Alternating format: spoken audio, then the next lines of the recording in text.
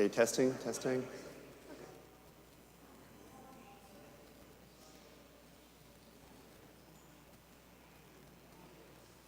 Testing, testing.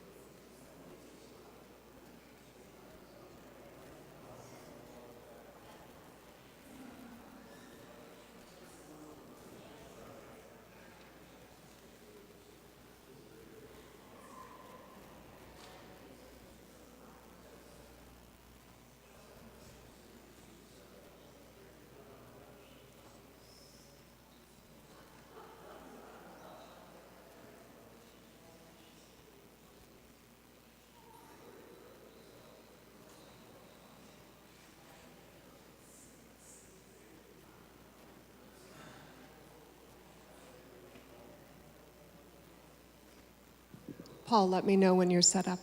Good. Well, good morning, everyone.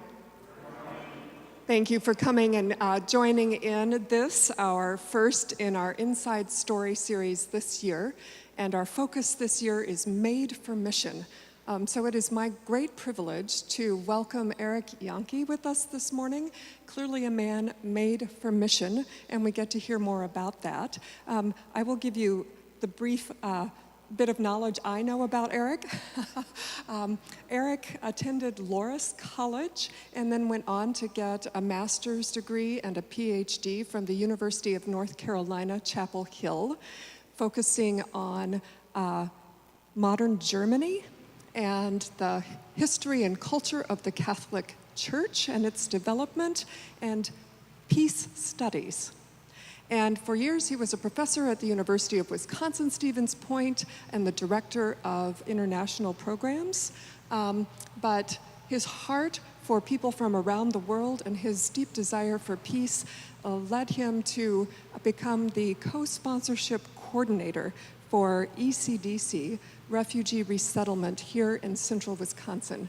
And that will be the focus of his remarks today. So if we could welcome Eric with a warm Holy Spirit welcome, please.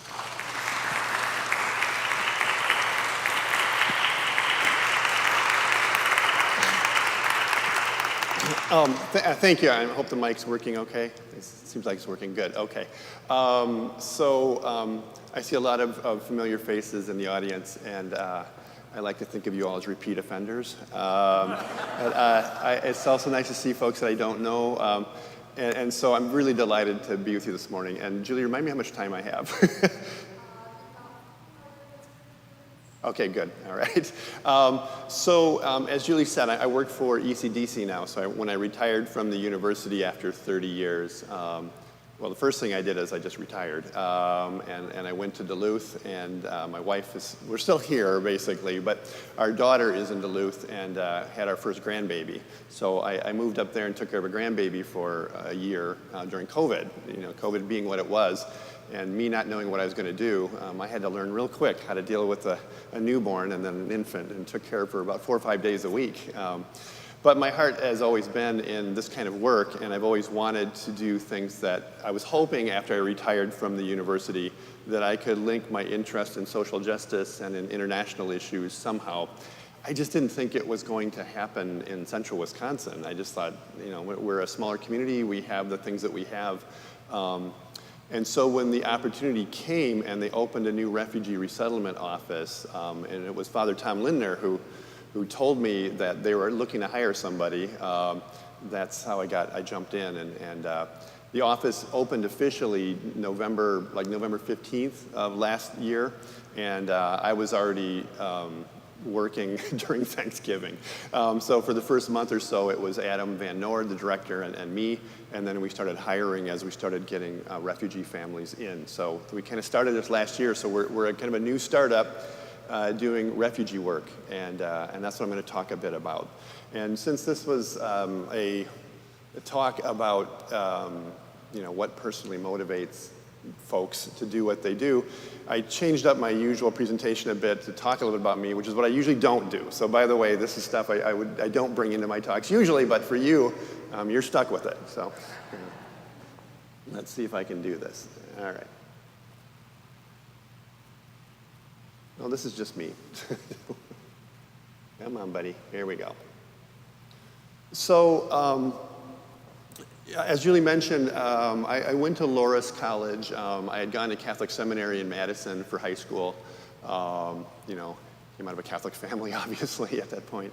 And it was in high school that I really got some of my first real inspirations to think very broadly about what I was about and what I wanted to do and what I wanted to be.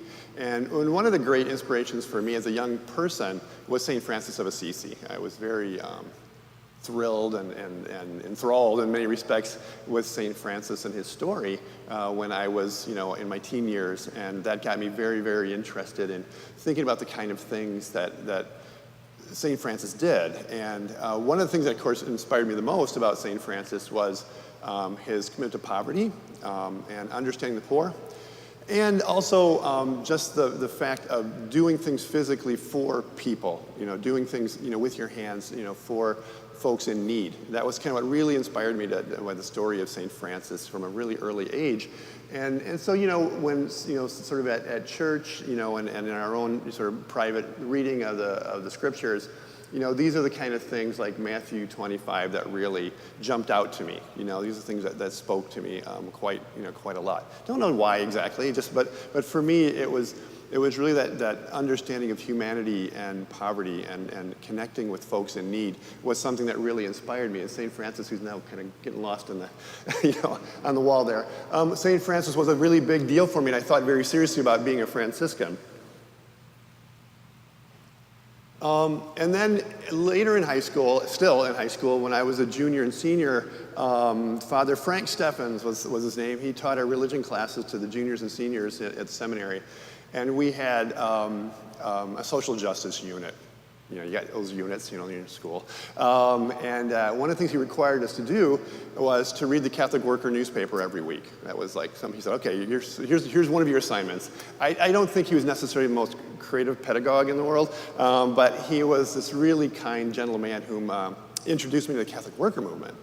And that really inspired me, and Dorothy Day particularly did. And so as I got to be a junior and senior in high school, I was reading more and more and more about the kind of work of the Catholic Worker, and it dovetailed so much with what I was, picking up on from St. Francis of Assisi that, I felt like that was really like my calling. I was really interested in that kind of work as I was finishing up my, my high school years. What I didn't realize exactly was I had some really good history teachers in high school. I did, really good history teachers. But if you would have asked me when I graduated from high school if I wanted to study history, I would have said no. No. I had no interest in it. That changed when I got to Loras. So when I got to Loras, I had an instructor who actually was, I think, part of the parish here for a little while. His name was Dave Salvatierra. And Dave was pretty much newly out of Notre Dame with his PhD. And he introduced me to American history, so he was, on that side of the house. We always talk about in history, you've got the U.S. side of the house, and then you have kind of the European side of the house, typically. That's what happens in history departments.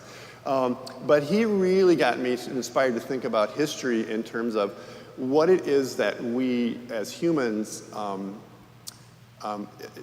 we look at the past, what do we do? What's the point of looking at the past? And from Dave's perspective, so like when I'm a whole 18, 19-year-old sitting in his classes, his whole point was we study the past in order to make ourselves better. We study the past in order to know what it is that humans have done in the past, to be honest and humble about it, to own up to what we've done, but then hopefully to change, hopefully to do things better. And that really also, kind of reverberated with me in terms of my understanding of what I could study and where I would go. And so my inspiration at Loras became this kind of combination of the Catholic Worker, social justice, and I kind of fell in love with studying history. And so that kind of sort of come together, and I thought, well, what am I going to do with that, right? Good question. Oh, okay, kind of worked. I was kind of a little worried about the words being over on the side, but I had a proclivity for languages. I mean, not really, but I speak a couple of languages, but German is one that I started studying actually in high school, and I was interested to keep studying languages, so I studied German and French, and I found that, wow, if I kind of study this, then I can start working in the histories of Europe, and I can actually, get into studying other parts of the globe, and that's what led me ultimately, like Julie said, to really look at the Catholic Church, but not from a theological perspective, but from a real interest in, well, what does the Catholic Church do for people? And we all know on top of our head, we think of a lot of things Catholic Church does for people, right? But I was studying and saying, well, where did that come from? What was happening? And I got really interested in looking at modern Germany and studying German history and and so I wrote my dissertation was about the whole Catholic Church and the kind of the social changes of the 19th century from the middle, I won't get into the specifics, I'll spare you. But I'm just going to say, from the middle of the 19th century up through what becomes the German Empire and what becomes Vatican Council I, by the way, for those of you who know your Catholic history, Vatican Council I. And then as I kept studying, I studied further and further into, well, what was it like as you went from Vatican Council I to Vatican Council II? And so it was really looking at the social history, like what was happening on the ground, with churches, parishes, religious orders, that sort of thing. And that's what I was kind of studying. Now, there are not a lot of jobs out there, by the way, for historians to do their doctorate on Catholic churches in Germany, Catholic Church in Germany in the 19th century. So when I went on the market, to look for a job as an historian, I was thrilled to be able to come back to Wisconsin. I had pretty much kind of assigned myself to, I may go do something else. I may go to law school. I may do something else because I'm not going to get a job as an historian, but I did. And so I came to Stevens Point. And of course, when I came to Stevens Point, they hired me to do German history and European history. But, I knew before I arrived, I'm not going to be teaching on my field of expertise. There's going to be very few people who want to hear me drone on about, what happened in 1870 in Germany, with the Catholic Church, right? And that's very typical of a lot of folks who do a history PhD, is you sort of have your specialization, and then you're trained to teach, your field, for undergraduates, that kind of thing. So my main tasks were to teach European history and German history. But I wanted to be able to teach about, things that mattered to me as well as the general history, not just the politics and not just the economic history, but I wanted to talk about, what happened with the wars, what was happening with people on the ground, what was being done in terms of peace, things like folks who worked on poverty issues, who worked on, issues in terms of trying to avoid war. That was a big sort of, so I studied the peace movement in Europe and the United States as well and could teach about that. So when I became a faculty member here, I was able to teach my classes, Western civilization, modern European history, modern Germany, but increasingly, the interest and the desire was to learn about the Holocaust.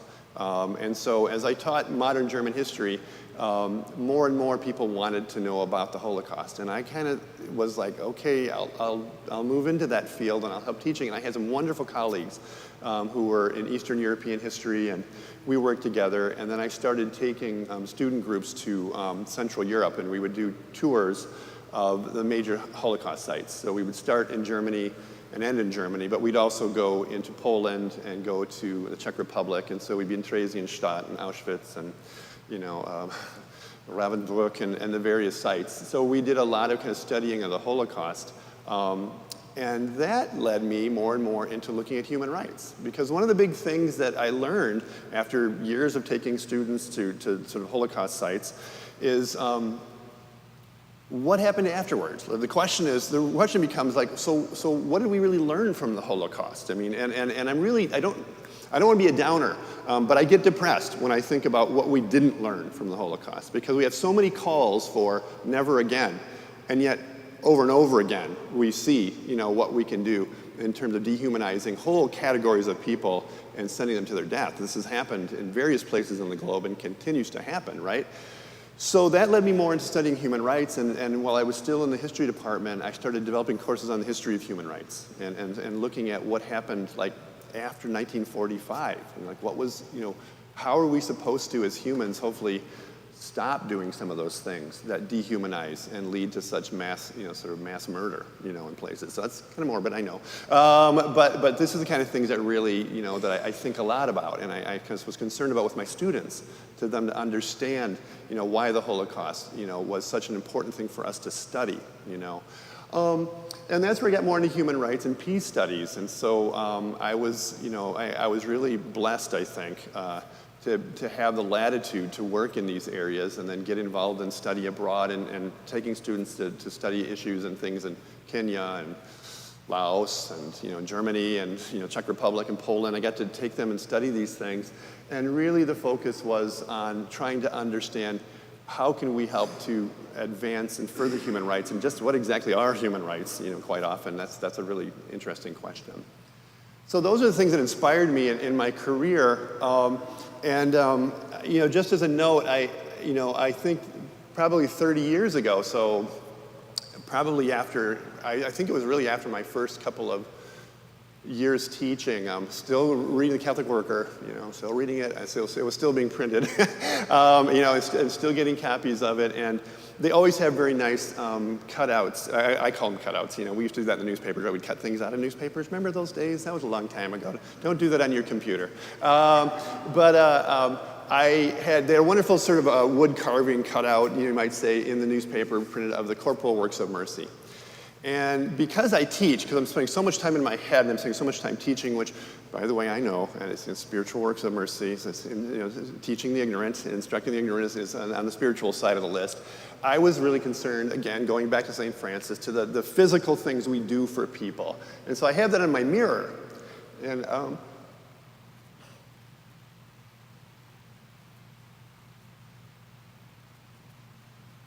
sorry. I look at that every morning.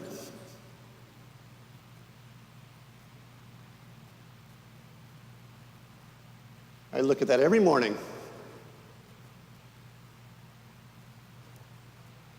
So, I've been very aware of studying the human rights refugee issue for a lot of years. And I didn't think I would get into this work here. And so it felt kind of like the universe bent toward me when they opened the refugee office. So now's when I switch into the things that I talk about usually, which I usually don't cry about. Although I probably should, right? So I went from studying human rights and the refugee crisis for years, and I've been very keenly aware of it for a long time, to now being in a position where I actually try to help do something about it and do something about it here. So when they opened the office, we're a new office, and we were tasked, when they first opened our office, they said we were going to get 25 Afghans and maybe 75 other people. We're going to blow past that real fast. By the time it was December, they said you're going to get 100 Afghans and 75 other refugees, that sort of thing, and the numbers are continuing to go up. But what's happened is moving from that kind of more teaching about it to actually working on it, we've just passed an historical marker, and not one to be proud of on the globe. We've never been over 100 million forcibly displaced people, and the UN reported this out about 2 months ago, that for the first time in human history, UN is recording over 100 million forcibly displaced people on the globe. What that means is, it's sort of a nice generic term, forcibly displaced. But that's the term that they used in World War II, at the end of the war, with the folks who were freed from liberated from the camps, as well as all the folks who were simply driven from their homes, in front of the Red Army, even in Western Europe, people who were driven from their homes, were called displaced persons, okay? And so the displaced persons number has been something that's given as a task to the United Nations when it was created in 45 and 46. One of the jobs that they did is they created within the United Nations what's called the High Commission for Refugees.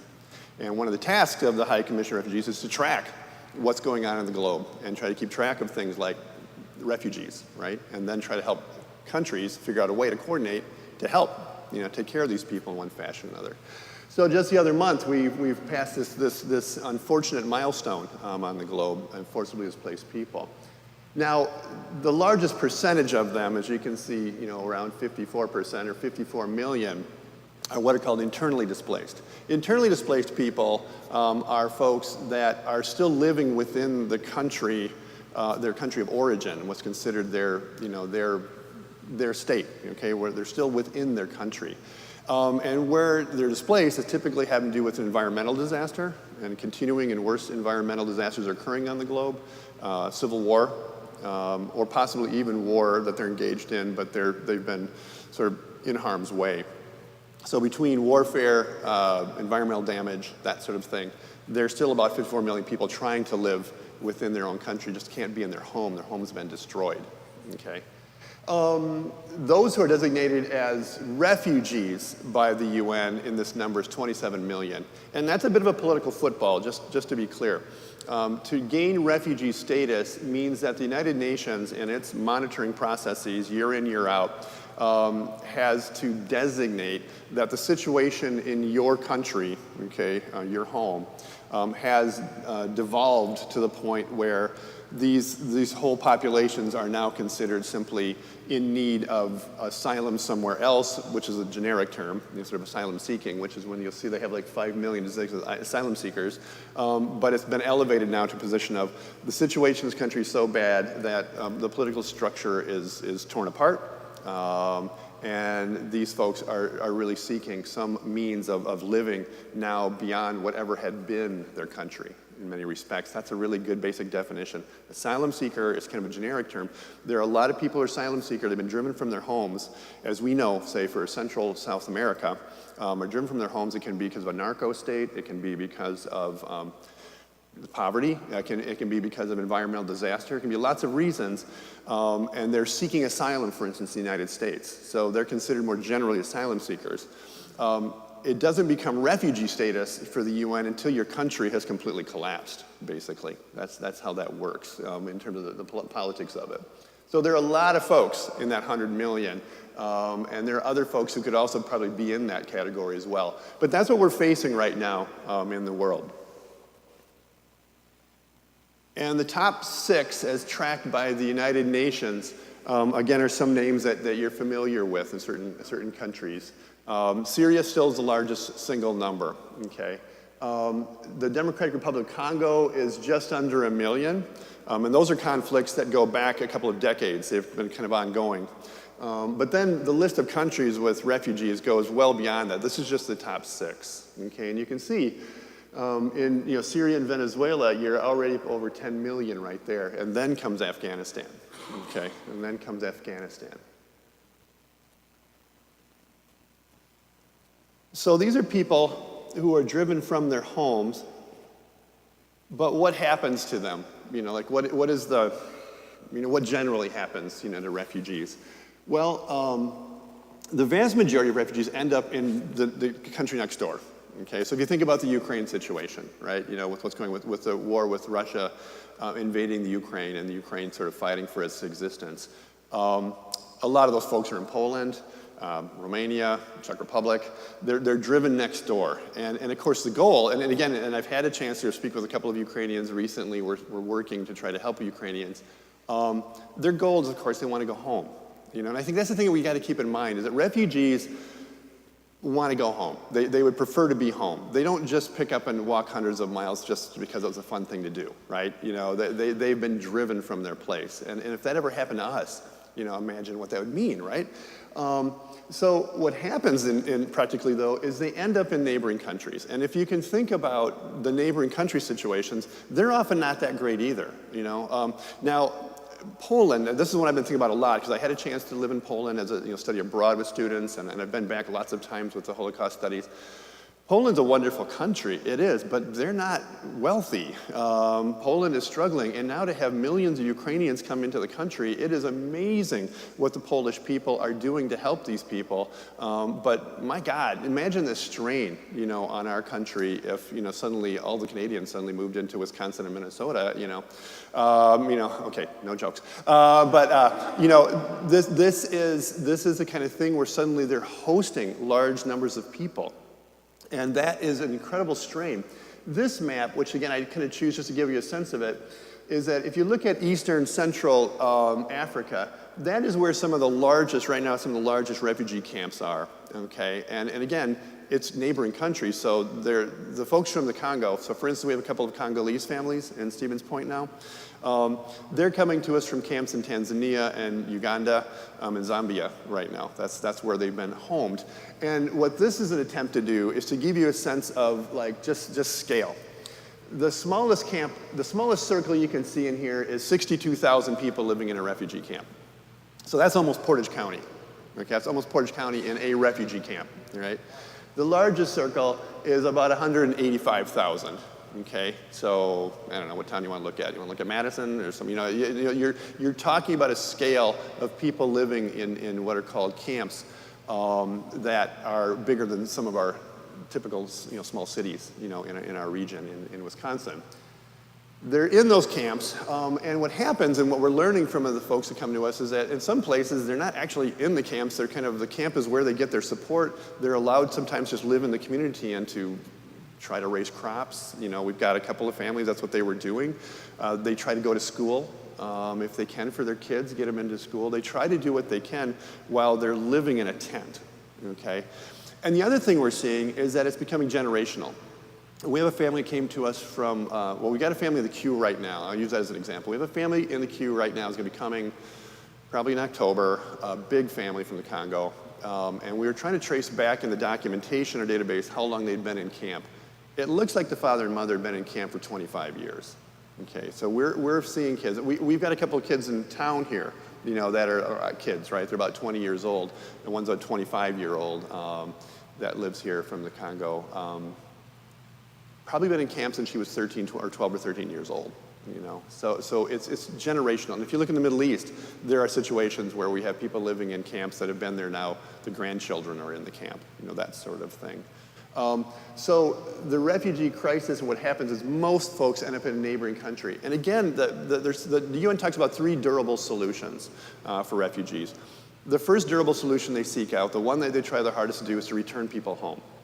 The hopes are always that things will settle down, they can stabilize the government, stabilize the economy in their home state, and they can go home. That's the first one they try to do. If that doesn't work, the second durable solution is called basically integration into a neighboring country.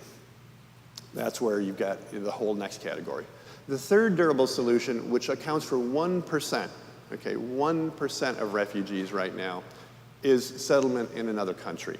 And that's what we're working on. It's just 1% of what's happening with most of the refugees in the globe.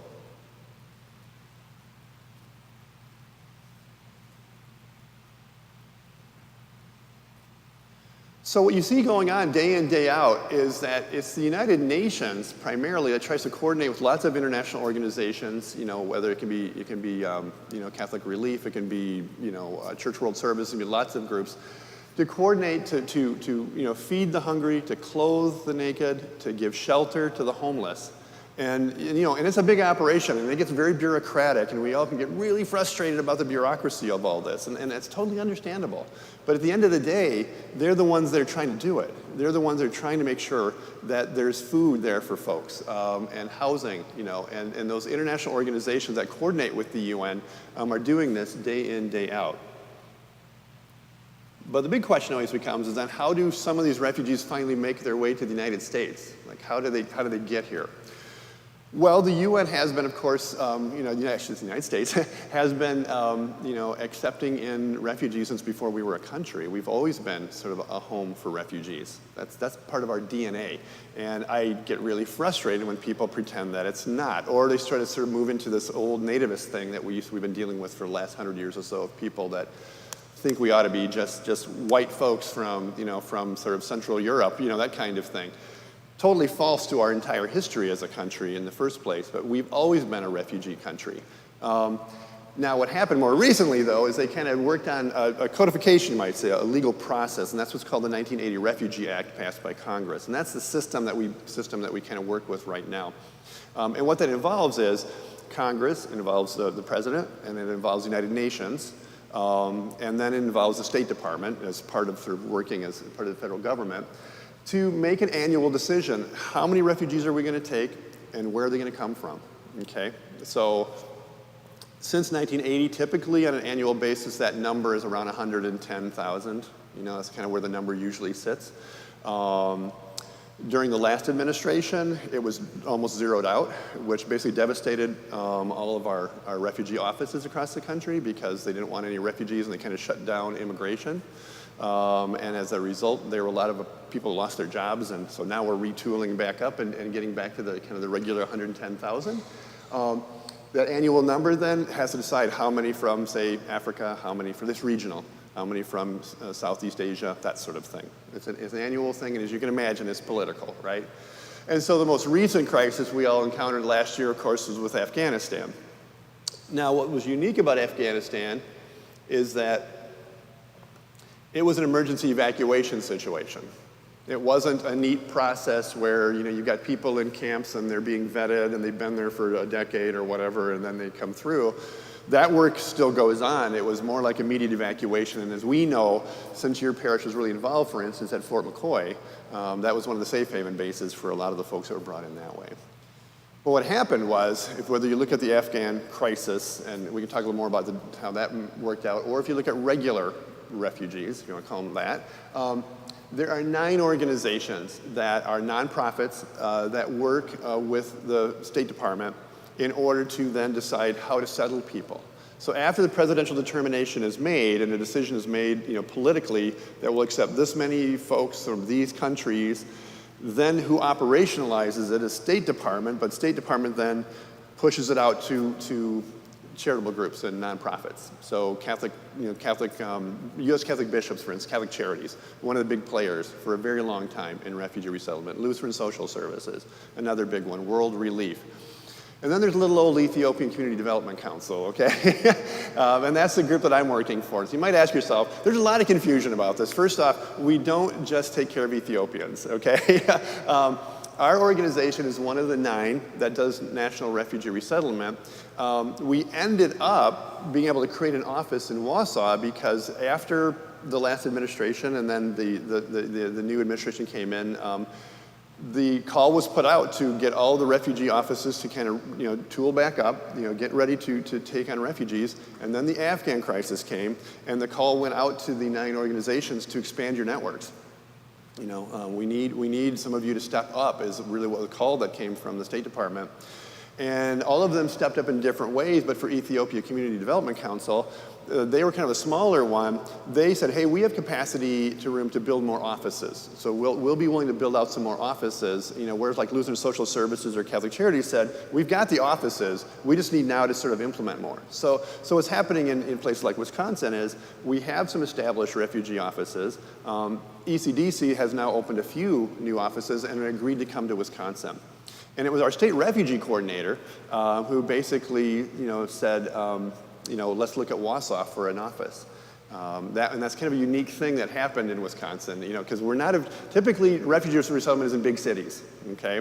And when the decision was made to open a new office in Wisconsin, the reaction from the big organizations, Catholic Charities included, and all those was, oh, just open another office in Milwaukee, Well, our state refugee coordinator said, no, we got this group up in central Wisconsin that wants to help with refugee resettlement. And there were folks from Point as well involved in that conversation. But the Wausau mayor and the Wausau community kind of rallied around this idea. Part of it was a reaction to what happened with the Hmong, and how things happened 40 years ago. They wanted things to go very differently than what had happened with the Hmong, 40 years ago in central Wisconsin. But the decision was, we'll open it in Wausau. It's further out, it's sort of another part of the state, and we've already got 2 in Milwaukee, So We have one in Madison, we have one in Green Bay, we have one in Fox River Valley. Those are established offices, World Relief, Catholic Charities, Lutheran Social Services, Jewish Social Services. We have those offices. So they said, let's open another office and we're going to put it and give it try it out in a smaller community. And that's how we started. Okay, that's how it kind of came about last year. So now we're one of the one of the group in Wisconsin, and we have kind of regular communication with each other, and we've learned a lot. In fact, we rely very heavily on Catholic Charities from La Crosse for our legal assistance. Immigration legal assistance is something that we need help with as a new office, and that's where they help us quite a bit. So Wisconsin, currently, the numbers are higher than this now, but when we started looking at the numbers last December and January, has a pretty significant refugee population. It's not bigger than other states, by the way. It's not like Wisconsin is uniquely involved in refugee resettlement. It's just that given our population size, and when they look at it from a federal level, this is what they've asked of Wisconsin, and these are the numbers that are coming in. And that's really where I think it's really interesting from our side, though, because it does mean we have over 80,000 folks who have been refugees. We've got over 40 nationalities that are in Wisconsin. I think it's fabulous, that we have these folks coming in from the parts of the globe and being part of what is going to make Wisconsin what it is moving into the future. So this is the active work that we're involved in. Was that 5? 10? Good. Okay, perfect. What we're doing in Wausau, that's where the office started, is when I got hired on by Adam right away, what I said to him is that I didn't want this just to be a Wausau thing, which of course you get the whole, believe it or not, this whole thing between Wausau and Stevens Point, yeah, it still goes on. It's just so funny, how people in Stevens Point think Wausau must be at the edge of the earth, and people in Wausau think Stevens Point is like, why did they get the university? They're still angry about that. It's been about 125 years, still angry, still bitter. So you got some of this stuff still going on between communities, which is okay. But I really asked Adam, and Adam totally agreed, and we had to really kind of sell it to the national. We said, we want to settle in central Wisconsin. We want to be able to work with Wausau, Stevens Point, and Marshfield first. I said, these are the bigger towns that we think have capacity. And when they ask us for capacity, what they're asking for is, do we have communities such as yours that are willing to help and be interested in helping welcome refugees? That is a biggie, right? Can we demonstrate that we've got folks that are willing to be welcoming? Because they know our lack of racial diversity and ethnic diversity in central Wisconsin. So that was a big one. But the other biggies are, do we have housing possibilities and do we have jobs?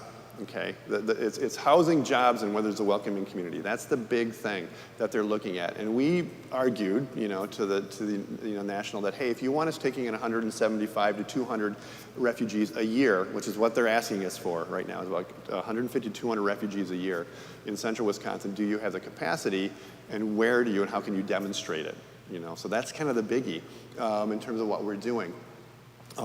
And so we really see ourselves as Central Wisconsin's office, and it's, I think it's working well. We're still kind of expanding as best we can.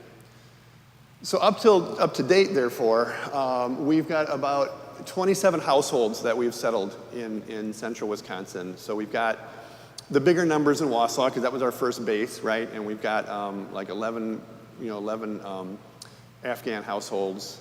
Then we've gotten some individuals, so maybe we can say like 12 households, if you count up sort of 3 or 4 in a household, of Afghans in Wausau. Just got a big family from Burundi that we settled in Wausau. There's lots of funny stories about when you have a family come from another part of the globe and settle in a neighborhood in towns like Point and Wausau. We've some Congolese families here in Wausau. In Point, we have a gentleman from Sudan. We have a big family from Syria in Point right now, and we are looking for some more, before the end of the year, probably some more Congolese and maybe some Somali. We don't know yet. So the Somali situation is interesting. You kind of talk to you about that a little bit. This is actually one of our Congolese families, a picture we took in the front yard here in Point the other day. It's on the front of our web page too. They're a fabulous group of folks, but it's challenging. The dad, is learning English, okay? And he just got a job at Metro Market, okay? So we've got Louis Baguni. I don't know if you guys know Louis. Louis has been a longtime member of the community. He's from Tanzania, speaks Swahili, and Swahili is one of the languages that Muda Harenka speaks, the father. And so he's kind of shadowing with him at work right now, you know, so that he can kind of help translate as need be. But there's work he can do at Metro Market that doesn't require a lot of language skills right now, so he can do his ELSL classes and be working. And one thing I'll tell you also about all of our families is that all the heads of households have jobs. We have employers coming to us, okay, asking us, you know, because they're looking for people, and so we're getting people placed in jobs, and these people, believe me, are super eager to work. They want to work just because they feel this obligation. You know, they feel very motivated to work, but they often also have family back home. And so if they can make money, and they will live on next to nothing in order to be able to send money back to help their families that are still back in, say, a camp or back in their home country if they're even back there. So we've got some very highly motivated, hardworking people. And so I'll kind of move quickly in my last couple of slides, just to point out a few things. So to date, so where we're at right now is we have had what we call co-sponsorship teams. These are teams that help take care of families. We've had 22 teams that have helped take care of families, you know, very specifically help take care of families between Wausau and Stevens Point. We call it nesting. We've nested 31 households since we started. A couple have left, okay? That's why our number's like more around like 25 or so households, is because we've had a few that have left because, in all cases, every one of them is because they had family somewhere else in the United States that they were able to connect with. Donations have been extremely important. We've got 34 children in schools between Wausau and Point, and the schools have been absolutely wonderful to work with. I mean, it's not that it hasn't been challenging. There are challenges, obviously, but the school districts have really stepped up and have been wonderful in helping us. And we've got some now moving into post-secondary coursework. We've got a few more we want to get into university and get into technical college if we can. But as we know, that's a pretty expensive proposition, so we're trying to figure out how to make that work for them. A couple of our refugees who've come to us have degrees. Some of them have advanced degrees. We've got at least one lawyer, and some of you might know in town here we have one that's a lawyer. But we have some that have finished at least a couple of years of university and would like to go on to continue on university if we can get them there, and depending on their language skills, and keep working with them. And we have a couple that we call medically complex cases. You know, again, when the refugees are placed, there's a process where we get information. We have to communicate with Washington, D.C., and we get medical records, and then we have to have them reviewed. If there's a lot of really heavy medical needs, they tend to place them in the big cities where they've got specific relationships with hospitals and, you know, organizations. So we're not in that list. But we have had a few where when they came here, you know, that we were able to plug them in with Aspirus, you know, and work with Bridge Community, but also with Marshfield Clinic. So there's been a couple that have had more medical issues. Vast majority, though, are looking for placement and work. As you can see, we got 25 successful job placements. Those are all heads of households that we've placed. Ongoing challenges. Here's where I'll be begging you guys for years, I think. Ongoing housing. We're always looking for rental properties then folks and renters who are willing to work with us. And we try to make it clear to those who are rental property owners that we don't just throw a family in there and say, good luck. We have teams of folks that work with the family so they understand how to take care of the apartment and are there to be able to speak with the owner, so that there's a whole support network around people when we move them into an apartment. Transportation. As you know, if you're going to have a job in central Wisconsin, you're going to need transportation. So right now, of course, we try to use the bus lines and use public transportation when we can, but we're looking for more and more opportunity to find low interest or zero interest loans when the men get to work, so we can get them to work. And we are trying to get some of the employers. We've had a couple employers actually willing to kind of help with a taxi service to get them to work. So we keep working on that as well. You know, so transportation continues to be kind of a challenge, but we keep working on it. Language acquisition obviously is a big one. We're working with Midstate. particularly in Point, and we're working with the Portage County Literacy Council to work on language skills and continue with the language classes. I'm hoping, Robin, I'm hoping we can get the university back in this game doing ESL, so we're going to keep working on that. And then, of course, interpretation services. And the big one that's on the horizon for us, and one that probably should be no surprise to this community, because I know how involved you have been in issues with folks in Nicaragua and other places, and so at Stevens Point with Wisconsin Nicaragua partners. This is something coming up more in our national discussions, is that increasingly we're going to see more of a, if you want to call it that, kind of a mainstreaming in the refugee world of folks from Central and Latin America. As we know, there's whole issues in the politics of what happens on our southern border, but this is actually moving them more into the legal process by which one receives a visa to be a refugee. All of our folks who come to us legally. They come to us through a legal visa process and have employment authorization to work in the United States. And that's what this would be. This would be for some of them to be designated as refugees. So we're expecting that to actually increase in the next year or so. So, and this will be the last slide with info. One of the things that we are looking for, and something that your community has already done, is we're looking for communities, faith communities, that will partner with us, okay, and really kind of become co-sponsorship communities. As we continue to bring refugees to central Wisconsin and those needs are real, this is a very practical way that we can really help help a world global issue by helping to feed and clothe and to shelter, okay? So I'm hoping we can work on that one as a relationship that's ongoing as we look for volunteers to continue to work and help with our operations. So I just want to close with, hopefully not crying anymore. I just want to close, with saying that, when the work from my office sometimes can feel very much like we're talking about numbers and paperwork, because we're the ones as a nonprofit organization that do that work, from the State Department to get people here. But when you meet these people, like we go to the airport and we pick them up, or they come by van from ORD, or you just go to their house, all that goes away immediately. You see a human being in front of you. And that's what I got for you guys. Thank you.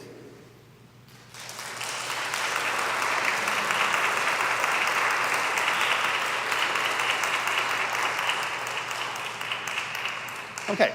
So really, Eric, we should be thanking you for an open heart and a generous spirit to welcome strangers who, as the Bible reminds us, can be angels unaware. So I do want to provide an opportunity for people to ask questions of Eric. Questions about anything. Yeah. German history, if you want. He can answer you in several different languages, and he's used to listening carefully and speaking slowly in response. So, any questions for Eric? And I'm going to do the mic. Yeah, okay. I'll travel the mic around. You'll do the mic. Thank you, Paul. I'm sure all of us would thank you for such a wonderful presentation, but it's ironic that I thought it should be said to this group that tonight Ken Burns, who is one of America's greatest filmmakers, has a series that he considers his most important film project, and it's on the American response to the Jewish Holocaust. Mm-hmm. And so it competes tonight with the Packer game, but it goes on for 3 nights. And it's very, very much tied to the things that brought you into this and also that you spoke on. Yeah, great comment. Thank you. Yeah. Thank you. So lots of ways to learn about refugees coming to our country and how to provide them help. Questions for Eric? Yes, Steve. Aside from the monetary donations, what other financial resources are available to make this a sustainable? Yeah, it's a great question. The question is about financing, really, honestly, financing operations. Our operations work basically, so we're a nonprofit, right? But what happens is we basically, in order to make our office sustainable from the national level to maintain a refugee office in central Wisconsin, we need to be settling about 150 to 200 a year, because with each refugee comes a little bit of money, right, that helps through your operations. So that's like our base budget.